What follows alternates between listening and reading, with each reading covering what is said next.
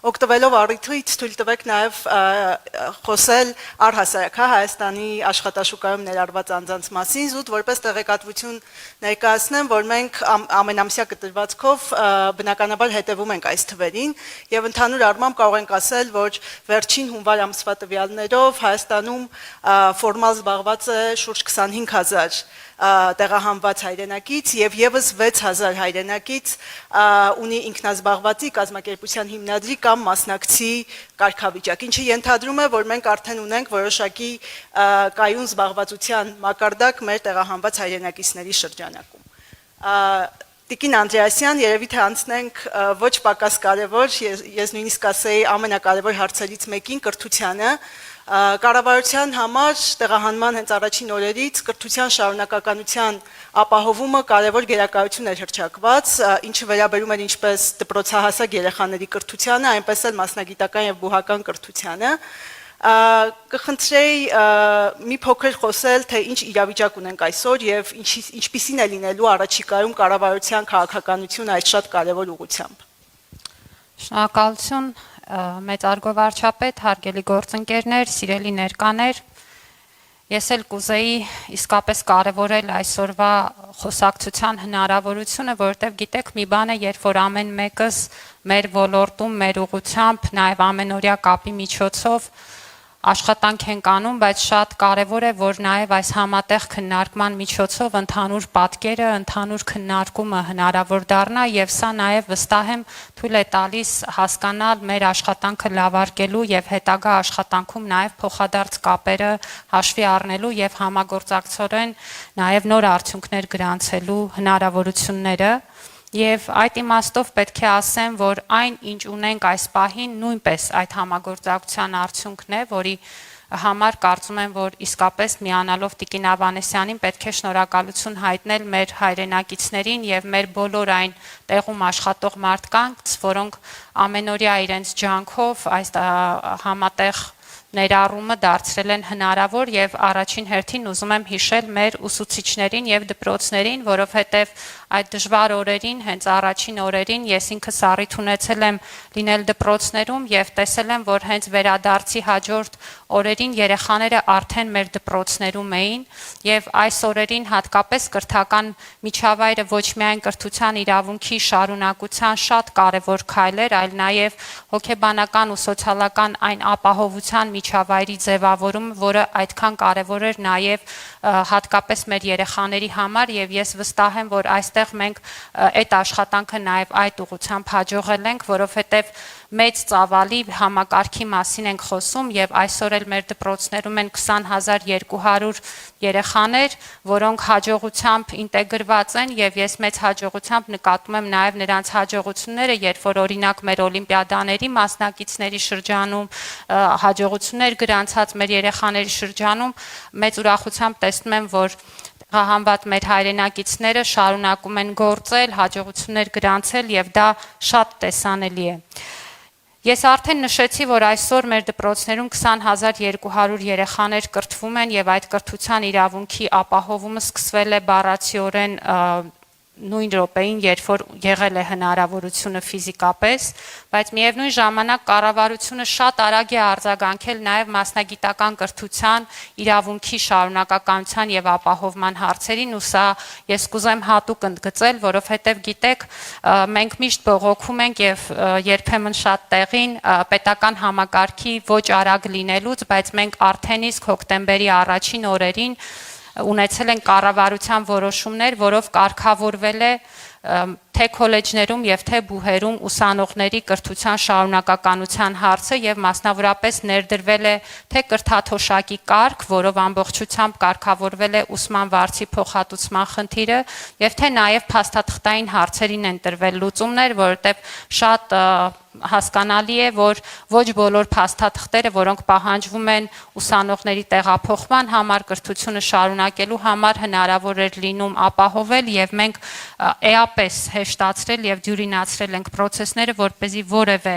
մեր ուսանող դուրս չմնա կրթությունից եւ իր կրթությունը շարունակի եւ պետք է ասեմ, որ այս պահին էլ համակարգում ունենք ավելի քան 3200 ուսանողներ, որոնք սովորում են մեր քոլեջներում եւ բուհերում եւ շատ կարևոր եմ համարում ընդգծել, որ այդ աջակցությունը եղել է ոչ միայն 2023-ին, այլև մենք շարունակում ենք թե 2024-ին, թե 25-ին մեր բուհեր եւ քոլեջներ ընդունված առաջին կուրսեցիներին տրամադրել կրթաթոշակ, որով որ նրանք կարողանում են իրենց կրթությունը շարունակել եւ մասնագիտական կրթության ճանապարհն անցնել, որը շատ կարևոր է նաեւ մրցունակության եւ հետագա նաեւ զբաղվածության ու աշխատանքի համար եւ կարծում եմ, որ այս քաղաքականությունը կշարունակենք արդեն բարձրագույն կրթության եւ գիտության նոր օրենքի պայմաններում, որտեղ մշակվում է կրթաթոշակի նոր կարգ եւ որտեղ արդեն ընդհանուր տրամաբանության մեջ կփորձենք լուծումներ գտնել։ Այստեղ մի հանգամանքի վրա եմ ուզում շեշտադրում անել։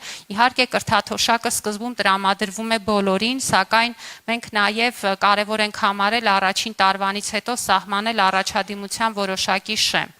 Ու ինչու ենք սա արել, որովհետև մեզ բացի նրանից, որ ուսանողը ներգրավված է ուսումնական հաստատությունում, շատ կարևոր է ինչպես է նա սովորում։ Եվ կարծում եմ, որ բավարար առաջադիմությունը այն նվազագույն պայմանն է, որը թույլ է տալիս նաև մեզ, որպես պետություն, ունենալ գիտակցում, որ մենք ձևավորում ենք մրցունակ քաղաքացի, որովհետև դիպլոմը միայն փաստաթուղթ չի, դիպլոմը այն հմտությունների եւ գիտելիքների պաշարն է, որը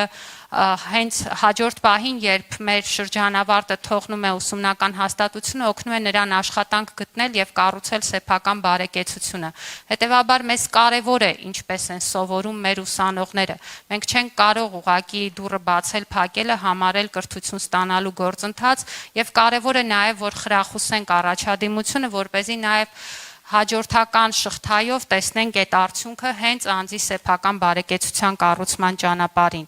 Պետք է ասեմ նաև, որ մենք հասկանալով, որ մեր հայրենակիցները էլի շատ ակնհայտ պատճառներով ոչ միշտ է, որ իրենց հետ կունենան փաստաթղթեր, որոնք վկայում են իրենց մասնագիտական կրթությունը եւ կարող են նաև օգնել իրենց հետագա զբաղվածություն գտնելու, առանձին կարգ մշակեցինք նաև ավարտական փաստաթղթերի տրամադրման այն պայմաններում, երբ որ քաղաքացիները դրանք չունեին, կորցրել էին եւ կարիք կար դա վերականգնելու ու շատ ուրախ եմ, որ այս ուղղությամբ նույնպես 1000-ից ավել քաղաքացիներ մինչև այս պահը մեզ դիմել են եւ ստացել են իրենց անհրաժեշտ կրթական աստիճանի փաստաթղթերի կրկնօրինակները,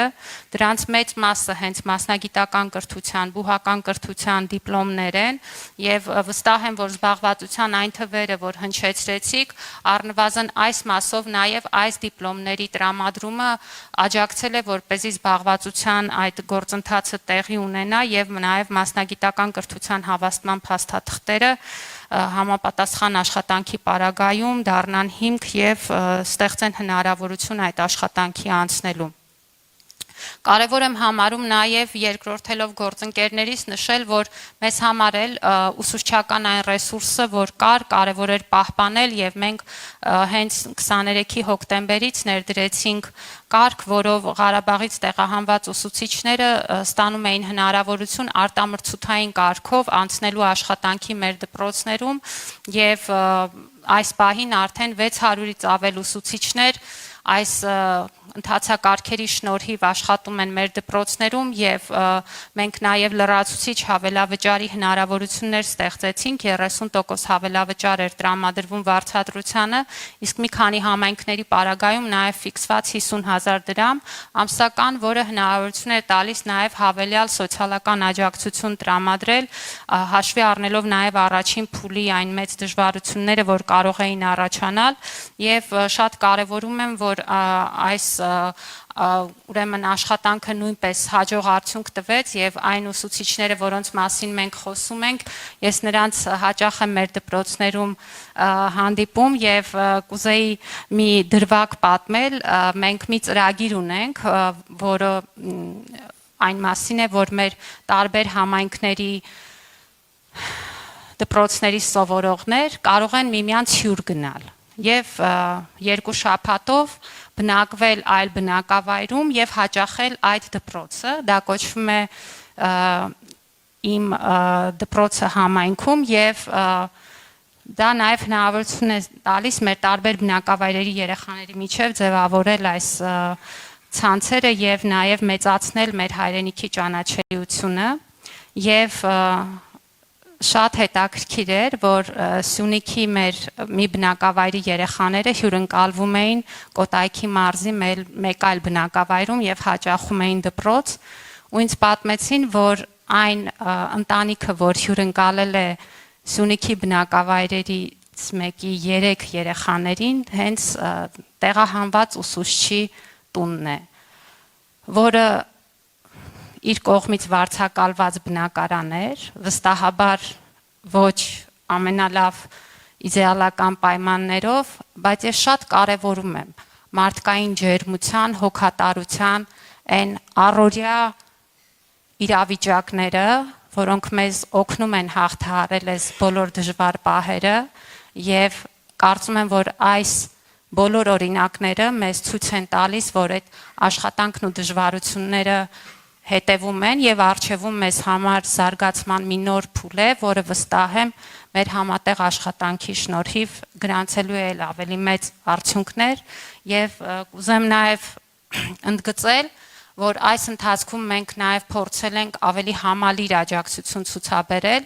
մեր երեխաներին եւ դպրոցներում տեղում է եղել նաեւ հոգեսոցիալական աջակցությունը, մենք գործարկել ենք առանձին ծրագրեր, վերապատրաստումներ են իրականացվել հոգեբանների ու ուսուցիչների հետ, որպեսզի նաև կարողանանք պատշաճ միջավայր ապահովել եւ փորձել ենք թեկուզ փոքր թվացող գործերում լինել մեր հայրենակիցների կողքին, ինչպես օրինակ դասագրքերի վարձավճարն է,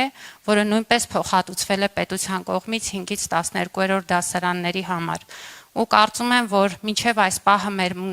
ունեցած արդյունքը, չնայած բացարձակապես չի վկայում այն մասին, որ մենք չունենք խնդիրներ, մենք ունենք խնդիրներ եւ այսօր էլ, ինչպես պարոն վարչապետը նշեց, կարծում եմ ճիշտ տեղն է, որպեսզի բաց եւ անկեղծ խոսենք այդ մասին, միևնույն ժամանակ այս ռեսուրսը, որ մենք ձևավորել ենք, կարծում եմ ավելի քան բավարար է, որ այդ խնդիրները նույնպես կարգավորվեն եւ մենք իսկապես կարողանանք շատ ավելի